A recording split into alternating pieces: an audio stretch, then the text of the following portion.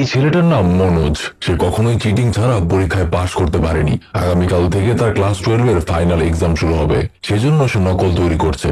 এই হলো মনোজের বাবা, তার নাম রামবীর। তিনি গ্রামের একটা সরকারি দপ্তরে বিশাল একটা সময় যাবৎ খুব সততার সাথে কাজ করে আসছে। তবে তার এই সততাই একটা সময় তার জন্য কাল হয়ে দাঁড়ায়। ঘটনাটা ঘটেছিল গতকাল সন্ধ্যায়। তার কাছে অনেক আগে থেকেই কিছু ক্লিয়ারেন্স ফাইল জমা ছিল, যেখানে তাকে সাইন করতে হতো। আসলে সরকারের পক্ষ থেকে কৃষকদের জন্য অনেক পরিমাণে বীজ ফ্রিতে পাঠানো হয়েছিল। সেই সমস্তটাই গ্রামের মেয়েও আত্মসাৎ করে নেয়। আর সেখানে রামকে বলা হচ্ছিল সেই ফাইলটাতে সাইন করে দিতে, যেন সরকার জানতে পারে সকল কৃষকই ঠিকঠাক মতো বীজ পেয়েছে। কিন্তু রাম সেখানে সাইন করে না। এই করাপশনের বিরুদ্ধে সে যখন প্রতিবাদ করে, তখন তার উপরে সিনিয়র কর্মকর্তারা তাকে হুমকি দেয় সাসপেন্ড করে দেওয়ার। কিন্তু রাম ছিল খুবই প্রতিবাদী একটা মানুষ।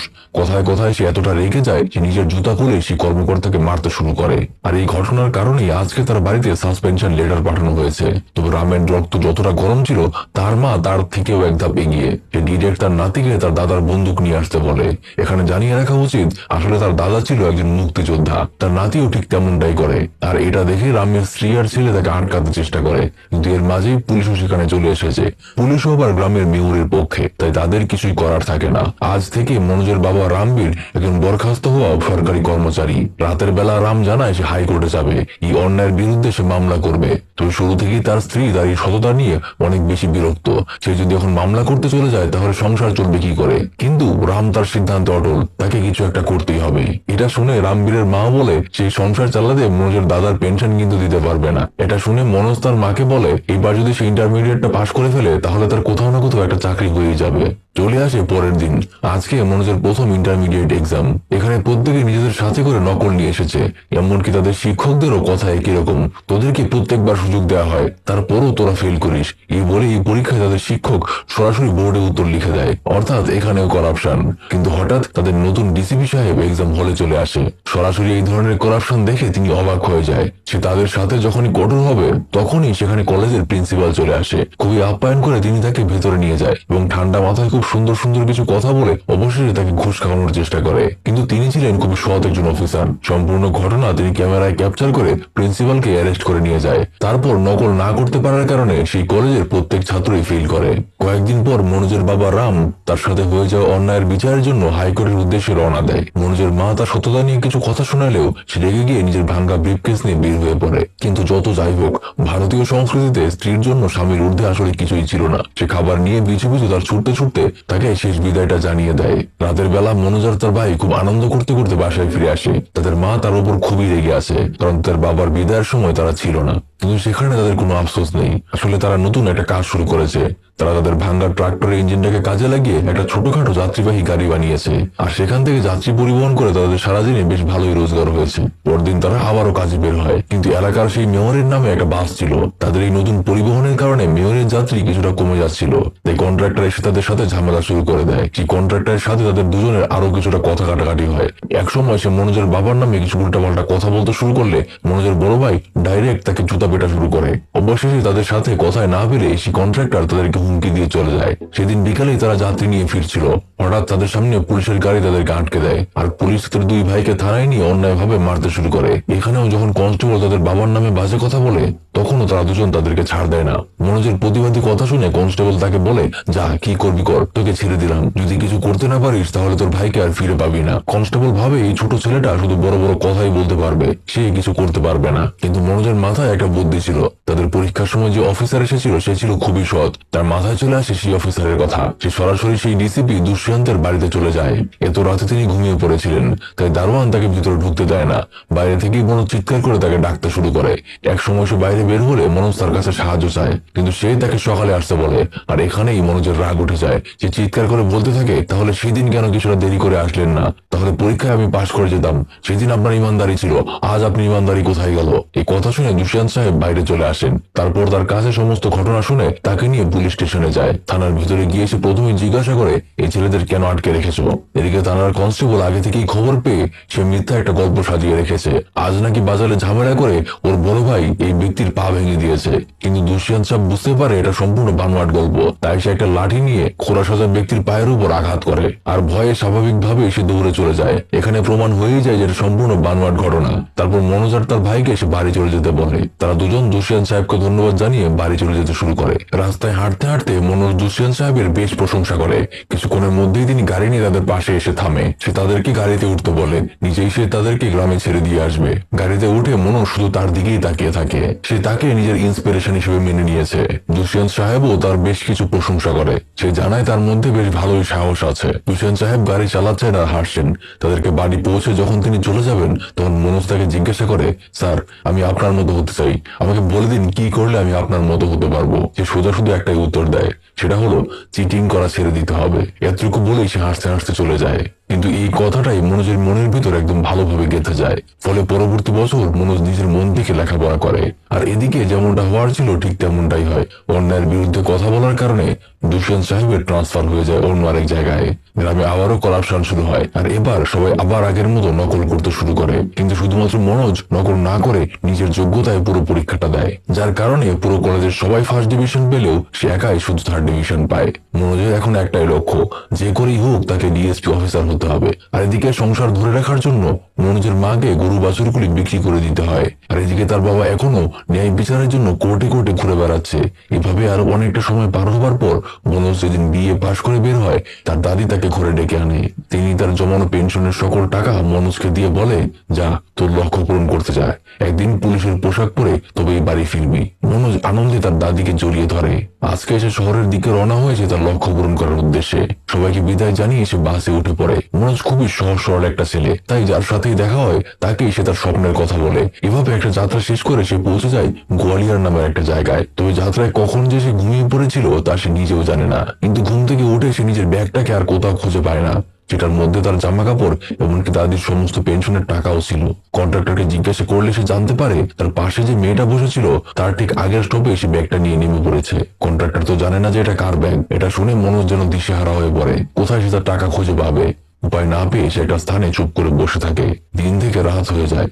আবার সকাল হয়। মনোজের যে কোচিং এ ভর্তি হওয়ার কথা ছিল, কোচিং খুললে সে জানতে পারে সরকার নাকি আগামী 2-3 বছরের জন্য সকল কর্মকর্তা নিয়োগ বন্ধ রেখেছে।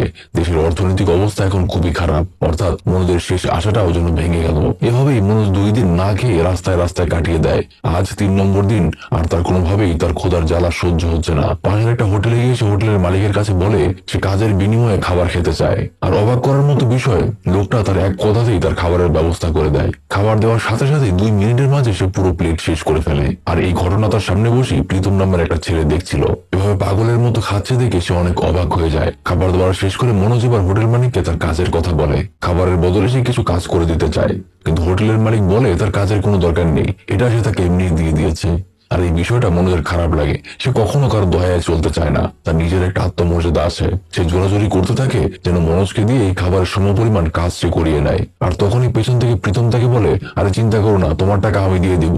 এবার মনোজ প্রশ্ন করে তার টাকায় সে কেন খাবে। প্রীতম তাকে সুন্দর মতো বলে, দেখ ভাই, আমিও তোর মতো এখানে কোচিং করতে এসেছিলাম, কিন্তু আমিও তোর মতোই হতাশ হয়েছি। আমাদের আসলে একই অবস্থা, তাই বন্ধু ভেবে আমি তোকে খাওয়ালাম। কথায় কথায় মনোজ জিজ্ঞাসা করে, পরীক্ষা তো হবে না, তাহলে এখন প্রীতম কি করবে? প্রীতম জানায় সে ইউপিএসসি পরীক্ষা দেবে, সে আইপিএস অফিসার হবে। প্রীতমের মুখে ইউপিএসসি পরীক্ষার বিষয়ে শুনে মনোজ তার লক্ষ্য পরিবর্তন করে ফেলে। মনোজ জিজ্ঞাসা করে, আইপিএস অফিসার আবার কি জিনিস? প্রীতম তাকে বোঝায়, আইপিএস অফিসার ডিএসপির বাবা। এটা শুনে এবার মনোজ তার লক্ষ্য পরিবর্তন করে ফেলে।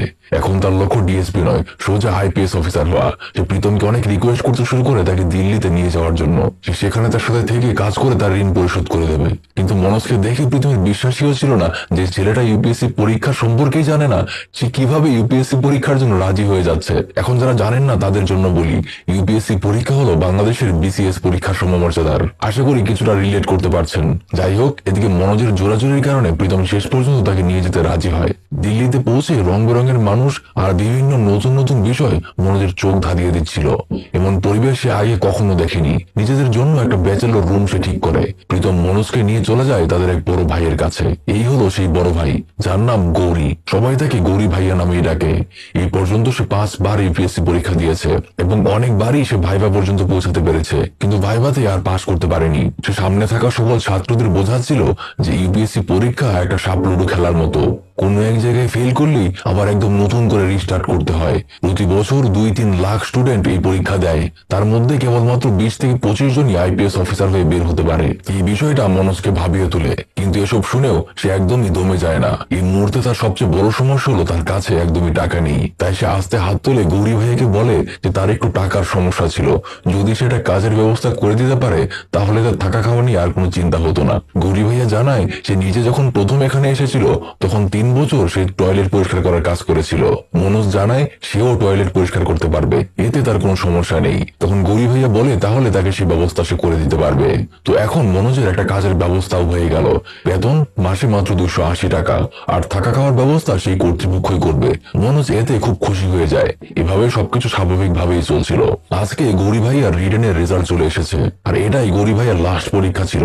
এরপরে সে আর পরীক্ষা দিতে পারবে না। তবে দুর্ভাগ্যজনক ভাবে হাজারো খোঁজার পরেও সে নিজের নামটা সেই লিস্টের মাঝে খুঁজে পায় না, অর্থাৎ সে তার শেষ সুযোগটাও হারিয়ে ফেলেছে। এটা দেখে প্রীতম বলা যায় তার গুরুটাই বদলে ফেলে। এতদিন সে গৌরী ভাইয়াকে নিজের গুরু মেনে আসতো, এখন এরা বাদ দিয়ে সে ইংলিশ মিডিয়ামে যে টপার হয়েছে তার পেছনে ঘুরতে শুরু করে। আর এদিকে গৌরী ভাইয়ার কথা ভাবছেন সে ভেঙে পড়বে না। সে তার ব্যর্থতায় জীবনের সবচেয়ে বড় ধাক্কাটা পেলেও সে থেমে থাকবে না। তার জন্য সুযোগ চলে গেলে কি হবে, বাকি ছেলেদের জন্য তো এখন অনেক সুযোগ আছে। তাদের মধ্যে কেউ একজন যদি সফল হতে পারে তাহলে সেটাই হবে তার সফলতা। এই বলে সে তাদের জন্য শুরু করে দেয় রিস্টার্ট নামের একটা গাইডেন্স সেন্টার। তার আর কিছু না থাকলেও 6 বার ইউপিএসসি পরীক্ষা দেওয়ার অভিজ্ঞতা আছে, তাই নতুনদের গাইড করা তার জন্য কোনো ব্যাপারই না। সে তার এই গাইডেন্স সেন্টারে প্রতিদিন অন্যান্য ছেলেদেরকে লেখাপড়ার জন্য হেল্প করে। এভাবে আরো একটা বছর পার হয়ে যায়। আজকে তাদের রেজাল্ট আসবে। মনোজ ধাক্কাধাক্কি করে তার রেজাল্টটা গিয়ে দেখে সেখানেও তার নাম নেই, অর্থাৎ সে প্রিলিমিনারি পরীক্ষাতেই সিলেক্ট হয়নি। মন খারাপ করে সে বাইরে বের হয়ে যায়। তখনই গৌরী ভাইয়া সে তাকে মোটিভেট করে, সে তাকে বলে আবার নতুন করে শুরু করতে। বলে মনোজ আবারও নতুন করে পড়তে শুরু করে। দিনের একটা অংশ সে লাইব্রেরিতে কাজ করে, আর বাকিটা সময় সে লেখাপড়া করে। এভাবে একদিন চা বিতরণ করতে তাকে যেতে হয় ইংলিশ মিডিয়াম সেকশনে। সেখানে এই ছেলেটা ছিল তাদের টপার, সবাই তাকেই ফলো করে। বর্তমানে প্রীতম ওই ছেলেটাকে নিজের গুরু বানিয়ে নিয়েছে। এভাবে অনেকগুলো দিন পার হয়। মনোজের দিন এভাবেই কাটতে শুরু করে। একদিন প্রীতম গৌরী ভাইয়ের দোকানে আসে। হঠাৎ মনোজের সাথে তার দেখা হয়, অনেকদিন পর দেখা। কিন্তু মনোজের আজকে সময় ছিল না, তাকে লাইব্রেরি পরিষ্কার করতে যেতে হবে। তাই সে বিদায় নিয়ে সেখান থেকে চলে যায়। কথায় কথায় প্রীতম তার বন্ধুদের জানায় মনোজের সাথে তার স্টেশনে দেখা হয়েছিল। আইপিএস এর আইটুকু ওই ছেলেটা জানতো না, তবে ছেলেটা অনেক পরিশ্রমী। তার বিশ্বাস এই ছেলেটা একদিন ইংলিশ মিডিয়ামের স্টুডেন্টদেরকেও হার মানাবে। কিন্তু এগুলো শুনে পাশের আরেকটা বন্ধু টিটকারি মেরে কথা বলতে থাকে। ব্যাপারটা প্রীতমের খারাপ লাগে, পাশাপাশি গৌরী ভাইয়ারও অনেক খারাপ লাগে। আর এদিকে মনোজ দিনভর লাইব্রেরিতে পরিষ্কারের কাজ করে, আর রাতের বেলা সে নিজের পড়াশোনা করে। এভাবেই আরো একটা বছর পার হয়ে যায়। আর এবার তার দ্বিতীয় চেষ্টার রেজাল্ট, দ্বিতীয় চেষ্টায় এবার প্রিলিমিনারি সে পাশ করে ফেলে, যেটা শুনতে পেরে সব থেকে বেশি খুশি হয় গৌরী ভাইয়া। তাই সে তাকে একটা ভালো কোচিং দেখে ভর্তি হয়ে যাওয়ার কথা বলে, কারণ সামনে রিটেন পরীক্ষা। প্রীতম নিজেও তার জন্য খুব খুশি হয়। মনোজ প্রীতমের মোবাইল নিয়ে তার বাড়িতে কল করে আর সবাইকে জানায় যে প্রিলিমিনারি পরীক্ষায় পাশ হয়ে গিয়েছে। তার কিছুদিন পরে একটা ভালো কোচিং দেখে মনোজ সেখানে ভর্তি হয়ে যায়। তবে তাদের ভাবসাব সম্পূর্ণই আলাদা। তারা শুধুমাত্র তাদের শো অফ নিয়ে ব্যস্ত। তারা দেখায় এখান থেকে কত বড় বড় সাকসেসফুল মানুষেরা কোচিং করেছিল। মনোজের এসবের প্রতি কোনো আগ্রহ ছিল না। তার দরকার ছিল শুধু ডিসকাউন্ট, কারণ তার কাছে টাকার অভাব। ভর্তি ফি যেখানে 1200 টাকা, সেখানে তার কাছে মাত্র 680 টাকা ছিল। সে পুরোটাই সেখানে দিয়ে দেয়, আর বাকিটাও সে আস্তে আস্তে দিয়ে দেবে বলে জানায়। বলতে বলতেই সেখানে আরো একটা স্টুডেন্ট চলে আসে। সে তার বাবার সাথে এসেছে। তাদের সাথেও সেই মহিলা আবারও ভাব নিয়ে কথা বলতে শুরু করে। সে তাদেরকে বলতে থাকে যত আইপিএস অফিসার আছে সবাই তাদের এই কোচিং থেকেই পড়েছিল। কিন্তু হঠাৎ মনোজ খেয়াল করে সেখানে সেই ইংলিশ মিডিয়াম ছেলে দীপের ছবিটা ছিল। সে ভালো করেই জানে দীপ এখানে কোচিং করেনি, সে নিজে নিজে পড়াশোনা করেছে। তাই মনোজ এসে সেই মেয়ে আর তার বাবার সামনেই তাকে জিজ্ঞাসা করে আপনি মিথ্যা কথা কেন বলছেন, এনাকে তো আমি চিনি, উনি কোনো কোচিংই পড়েননি। আর এখানেই ঝামেলা শুরু হয়ে যায়। অবশেষে সেই মেয়ে আর তার বাবা বুঝে যায় যে কোচিংটা আসলে একটা ফ্রড, তারা মিথ্যা কথা বলে। মনোজ নিজেও তার ডিপোজিটের টাকা ফেরত নিয়ে নেয়। বের হতে হতে মেয়েটার সাথে সে কিছু কথা বলে। কথায় কথায় মেয়েটা জানতে পারে মনোজ কোনো ধরনের কোচিং না করে প্রিলিমিনারি পরীক্ষা পাশ করে ফেলেছে। এটা জেনে মেয়েটা অবাক হয়। মনোজ তাকে জানিয়ে দেয় সে পাশের লাইব্রেরিতেই থাকে। তারপর সে তার বাবার সাথে তাকে বিদায় জানিয়ে চলে যায়। কিন্তু মনোজের মনে কেমন যেন লাড্ডু ফুটে যায়। এই প্রথম কোনো মেয়েকে তার ভালো লেগেছে। এভাবে আরো বেশ কয়েকদিন চলে যায়। একদিন হঠাৎ মনোজ লাইব্রেরিতে একটা অ্যাস্ট্রোনমির বই পরিষ্কার করছিল। তখনই হঠাৎ দেখে সেই মেয়েটা সেখানে চলে এসেছে। মনোজের হাতে অ্যাস্ট্রোনমির বই দেখে মেয়েটা ধরে নেয় হয়তো মনোজ ইঞ্জিনিয়ারিং এর স্টুডেন্ট। আর মনোজ নিজেও তাকে এই ব্যাপারে কিছু স্পষ্ট করে বলতে পারে না। কথায় কথায় তারা সেখানে পরিচিত হয়। মেয়েটা জানায় তার নাম শ্রদ্ধা। তবে শ্রদ্ধা এটা জানতো না যে মনোজ লাইব্রেরিতে পড়তে আসে না, বরং সে এখানে পরিষ্কারের কাজ করতে আসে।